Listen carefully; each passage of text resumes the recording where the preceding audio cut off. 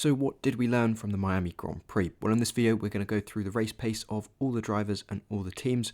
We'll take a look at some of the incidents like Leclerc's crash, and then finally at the end, we're going to take a deeper dive into next time out in Canada to see what we might be able to expect from that race. So first of all then, like usual, is race pace, and here's the main story at the front. We've got the usual guys that we'd expect, the same as in the sprint, but slightly different order. We've got Norris and Antonelli heading up the field. Now, a lap for Antonelli, which shouldn't be here, actually did sneak in, and without that, the Norris-Antonelli pace is pretty much identical. From the data, you cannot tear it apart. So Norris and Antonelli driving pretty much to the same pace, and that is what we saw. When Norris had the free air towards the start, he looked a bit quicker. When Antonelli had that free air towards the end, he just about had the edge. So incredibly close between McLaren and Mercedes today, I believe, although Antonelli did at some points have some downshift issues, but generally these guys very closely matched. Piastri then, a lot more fighting, a lot more battles, and starting a little bit further back. He was half a second off of that Norris pace. He was half a second on average every single lap to Norris. Moving back further, it's then the Ferraris. There's a big difference between them. We've got Leclerc was similar to Piastri, about half a second back on Norris. That does add up. Hamilton was a whole second, and that also makes sense. It sounds like he lost about 25 points of downforce, which is a bit of an arbitrary measure because it varies by team, but that is known to be in the ballpark of half a second per lap, so pretty significant damage for Hamilton, and that does explain why his pace was poor. Russell then split those two guys with about 8/10 off of Norris's pace. Now, he was struggling more in general this whole weekend, but also, of course, in more traffic, and we'll see that shortly. And then Verstappen, he actually heads up the rear of this field, even though I don't believe that's his true pace. Why not? Well, for starters, he had that setback at the start of the race, so he dropped to about 8th, I think, and then after that early pit stop, dropped to something like 16th. So he spent a lot of time catching up through other cars. That hurts your pace. The other thing that hurt his pace, to be honest, is the fact that he took that early pit stop. Yes, he saved some time by pitting under the safety car, saves 10 seconds or whatever it is, because everyone else was going slower while he pits. However, he ran a suboptimal strategy. So if we have a look here, here's his strategy. He ran 51 laps on that hard tyre, which is a lot, far more than is optimal for raw pace. So he was dragging through old tyres, had to cut through traffic at the start. That Red Bull is not a whole second off of the McLaren on pace on average per lap. It's definitely more amongst these guys, if not even closer. I think it's within possibly a few tenths to the McLaren and the Mercedes on raw pace at its best. Now, if we come along this chart to the right, so again, still we'll keep in Verstappen as our reference point. So he was a second on average every single lap off of the pace.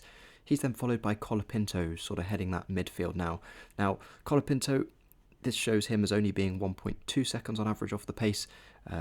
Is the Alpine actually only 0.2 slower than the Red Bull? No, for reasons we just mentioned about Verstappen's pace, but also Colapinto had a really clean run in terms of very little traffic, very little actual racing to do, so that really favoured his pace there. Although, even with that said, I do think the Alpine is at the front of the midfield pretty much now in terms of pace. He's then followed by the Williams, who did have a bit of an upturn compared to their pace in the sprint. Whatever changes they made seem to have helped them out.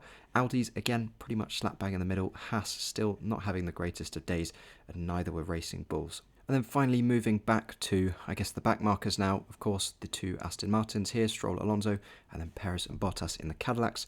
Stroll, better pace than Alonso, technically, although if we look here, he used an extra set of soft tyres, so he's had fresher tyres. Of course, took the hit on the extra pit stop time, hence Alonso actually finished higher, but the pace of that Aston Martin really is about here. It's about 3.5 seconds on average every single lap off of the front runners. And then a decent comparison here in Perez, who also used only 2 sets of tyres. Bottas used 4 somehow. So Perez a decent comparison, and that pace is quite similar. So who's that encouraging for? Probably more so Cadillac than anything. Aston Martin, this is very similar to the sort of pace delta that they've had throughout the season so far, which is roughly what they'd expect given they haven't brought any big performance changes, although it does seem like reliability is finally starting to get there. The fastest lap leaderboard of the race, so here's the top 20 fastest laps of the whole race, do also tell the same pace story of it being a McLaren-Mercedes battle right up top. These laps are completely dominated by Piastri, Norris and Antonelli. In fact, there aren't actually any from Russell on here, which does say a little bit about his pace this weekend, but there's also none from Ferrari, which we did see, I think, Leclerc sneak a couple in the sprint race, but not in the main race. And by the way, if you do like the look of the data you see in these videos, it's actually available on my own website, linked in the description. It's basically my version of a channel membership, but rather than paywalling content, you instead get access to all of the data you see here and more. So you can analyse all the sessions that I don't cover and also focus on the drivers that really matter to you. And of course, this all supports me making these videos, so I really appreciate it. Another useful chart is the gap to the leader. So from left being the start of the race to right the end of the race, how many seconds behind is each car. So this is Antonelli's trace. Of course, at the end, he's leading, so he's 0 seconds behind. That's why it's flatline, so he's then the reference. And then at other points of the race, you see the spikes here can be ignored. That's just the safety car, I think, and then pit stops later on. So look at the areas in between. We can then overlay Norris to look at the differences. So here, when Norris was leading in this lap, sort of 10 to 25 region, we see Antonelli does fall behind. Of course, he's racing other people, but it did look like McLaren in free air had things very much under control. And it was then the same story flipped once Antonelli gained track position on Norris. Norris was just about able to stay in touch. He didn't really lose any time for a good 10-15 laps, but towards the end fell off just a little bit, suggesting that Mercedes did have a little bit of pace in hand, at least when they were in free air. The other thing we can look at is the Verstappen trace. That's interesting based on the pace that we saw earlier. So look here, straight away he's lost 8 seconds to the lead, which is pretty big on one lap. That's from his spin, of course. He then takes the pit stop, and after that early pit stop, he then spends these laps, sort of this region here up to lap 10, cutting through traffic and isn't really making any inroads. His pace sort of flatlines for a little bit, so that hurt his pace, not necessarily due to the Red Bull being slow, just the situation he was in. And we also see that when we compare to George Russell here towards the end of the race, Verstappen and Russell are dropping off at about the same pace until you then get this much steeper drop-off from Verstappen. I think this at the end was the fighting, but until then, we sort of see this Russell and Verstappen line start to converge, and that's just because Verstappen is on such old tyres. They were really falling off, and ultimately that did hurt his pace as well. So the car, that Red Bull car itself, is honestly looking pretty good. Now, what about the tyre wear story? Well, there isn't really a big story to this one because in Miami, especially with the lower temperatures we saw in this race, it wasn't really decided on tyres. We can pick out a few small differences. Verstappen's wear a little bit higher on this hard tyre. He did run it for longer. You would expect that. The McLaren's wear overall looking pretty good. But again, these differences, okay, you can see the Norris and Piastri bars are a bit lower, but the actual difference in terms of the time delta is very small compared to other tracks that are more tyre focused, so I wouldn't take too much from this. The only big loser that we can pick out, which does make sense, is Lewis Hamilton on this hard tyre stint. He really struggled. The lap times dropped off, and of course with the damage he had, that is sort of to be expected. He had a lot less downforce and therefore would have been sliding around, which just wouldn't have helped with tyre temperatures. In terms of driver consistency, these are the standard deviations of their lap times, which just means to the left is more consistent and to the right is the least consistent. So we actually had Colapinto at the most consistent and Lawson over here at the least. The McLaren guys impressively were near the top. I say impressively because if we now look at the laps spent following other cars, so dirty air, also just fighting other cars, they spent a lot of time there, of course. They were in battle a lot, following other cars a lot, so that is impressive that they maintained a very good consistency despite that. And we also see here Colapinto is on the very low end, only 9 laps. He had, as I said earlier, a very clean run, which helped his pace and also helped his consistency. Finally then, before we look at Canada, here is Leclerc's crash. So that pretty amazing save, to be honest, that he had on the very last lap of the race. Here at the top, we've got the speed trace. We've then got the throttle, how far down that pedal is, and then the brake application. That's just on or off. We can't actually see exactly how much he's got the brakes down.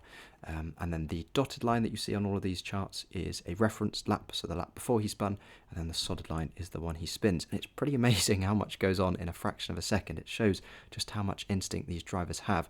This is all happening at 200 kilometers per hour, so about 120 miles per hour.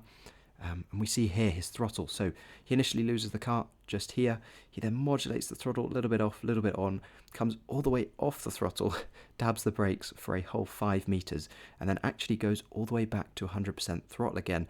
It seems to sort of spin the car the rest of the way around. He then comes out of it, drops a gear, and he's away, having tapped the barrier in about this region here.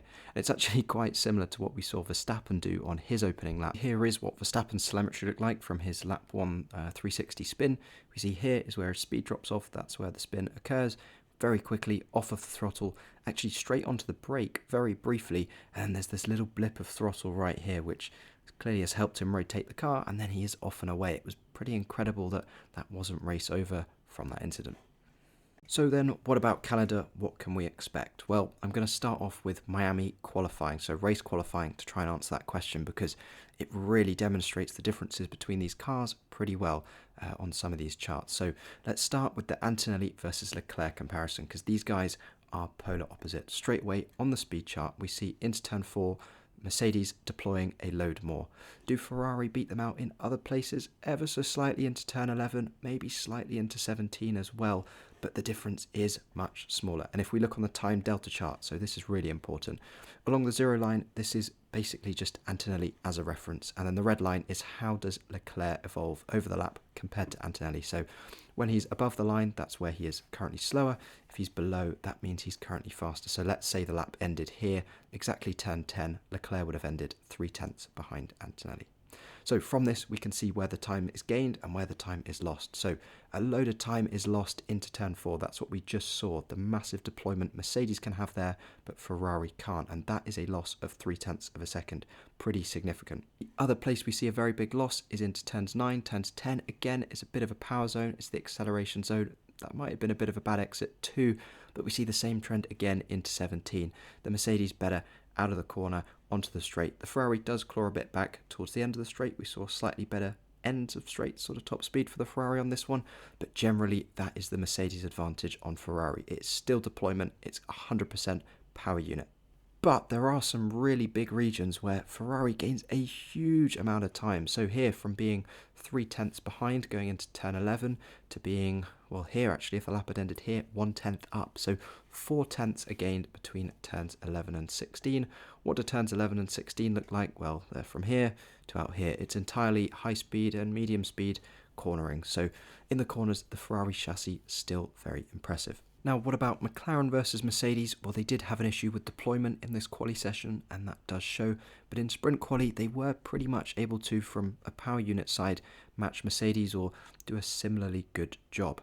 Interestingly, from the main quali, the time delta of Norris versus Antonelli, again, as the reference, looks a little bit like that Ferrari race we just saw. They were losing time on the straights, partly, I imagine, just the issue. Maybe they are still a little bit behind on software. But then also here we see through the high-speed corners they are gaining time on the Merc as well. Although the big thing to factor in with that is that Mercedes haven't brought their big aero package yet, which could easily be sorting issues that look exactly like this. Finally, if we take Red Bull, it's again similar trend, but only to some extent. There is a massive loss into turn 4 here for Verstappen, so again that Mercedes deployment just unmatched. But in other areas, he really does gain quite a lot of it back. For example, here into turn 11, recuperating about 2 or 3/10, which is pretty good. And here on the long run into 17, not losing all too much time. That's only about 1/10 of a second, which is a lot less than what he gained on the Mercedes between turn 11 and 16. So through the high speed, the Red Bull chassis now looking very comfortable compared to where it was, especially in Max's hands. It looks like he really can trust it now and is able to push it through the corners. Again, a big advantage on Merc, at least for now, before their upgrades. So where does all this sit specifically in relation to Canada and its own track layout and characteristics? Well, I've got a new chart to try and explain this, so bear with me. On the x-axis, we've got the average speed around the lap. So on the left, a slower tracks on average. On the right, a faster tracks on average. This is just a small sample of the tracks. Some of them sit way out of this chart, but this gives you a good idea. So Abu Dhabi, faster track, more power hungry. China, a slightly slower track, less power hungry. But just because a track is power hungry doesn't mean it's hard on these new power units, because they're all about recharge and clipping and all that stuff. So that's why I've scored the tracks based on how difficult they are to recharge and manage the power unit, the battery, all the super clipping stuff that goes on, how difficult all of that is to manage. So if the tracks are low down, that means it's quite difficult. If the tracks are high up, it's a lot easier. So China is easier to manage than Abu Dhabi. So where does Canada sit into this? Well, Canada is slower than Miami, so it's actually a little bit less power hungry, but overall it is harder to manage the battery. This sits lower down on the scores that I've got, and therefore Canada is going to be more strenuous on the power units overall. And that's important because we see that that is where Mercedes still seems to have a bit of an advantage. McLaren also has a little bit of an advantage on that over Ferrari, definitely. And a good way of seeing just how strenuous it is on the power units is by breaking it down sector by sector. How much are the cars braking? For how much of the sector are they on full throttle? And how much are they in corners that would be appropriate to recharge during? And we see that this is now for Miami. And these are quite nicely balanced bars compared to other tracks. There's a decent amount of braking for not too much full throttle, and in the first sector, even some opportunity to recharge in the corners. And it's important because at the start of the lap, this is quite nice, and in the last sector, which is a bit more power hungry, of course, with that long straight, the battery is already going to have been charged thanks to sector 2 being quite nice, and that's why Miami wasn't too much of a deployment game compared to the other tracks we've seen. Of course, some of it was maybe the FIA rules coming in, the things they'd changed, but we can now compare this to Canada, and it is a bit of a different story. These red bars are much higher compared to the blue bars, so that's full throttle being a much bigger percentage of the lap compared to braking, so there is much less chance to recharge. There's a little bit of chance to recharge in the cornering on each sector, but still, it's going to be a lot harder. There's going to be a lot more clipping going on, a lot more management, and it does seem that this is where Mercedes shines, not to mention that they're going to have a big aero package. So unfortunately for anyone that supports anyone other than the Mercedes drivers, I would say that it's going to be advantage Merc, because they're going to have closed the gap, I would imagine, in terms of their cornering performance, and their engine will also be nicely well suited.